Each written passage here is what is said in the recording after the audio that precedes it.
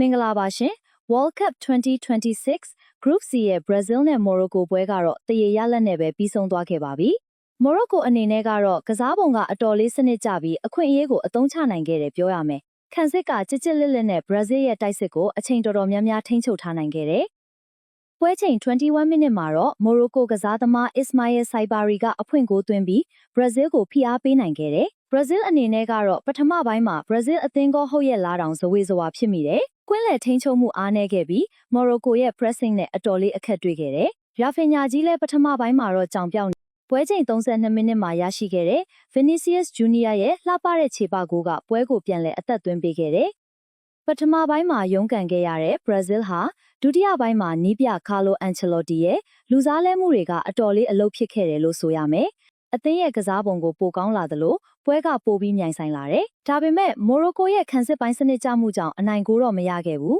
။ပွဲမစခင်မှာ Brazil ကအနိုင်ရဖို့ရေပန်းစားခဲ့ပေမဲ့ Morocco က2022 World Cup ကလိုပဲစီးကန်းရှိတဲ့ခံစစ်နဲ့တံပြန်တိုက်စစ်ကိုပြသနိုင်ခဲ့တယ်။ Brazil အတွက်ကတော့နောက်ပွဲတွေမှာကွင်းလယ်ပိုင်းပိုကောင်းအောင်ပြင်ဆင်ဖို့လိုအပ်တယ်လို့ထင်ပါတယ်။ Man of the Match ကတော့ Brazil အတွက်ခြေပဂိုးသွင်းပြီးတိုက်စစ်ကိုအဓိကဦးဆောင်ခဲ့တဲ့ Vinicius Junior ရသွားတယ်။ဒီပွဲမှာညီမရဲ့ rating ကတော့ Brazil 6.5 tens Morocco 8.5 tens ပါနောက်ပွဲတွေမှာထပ်တွေ့ကြပါအောင်မယ်ရှင်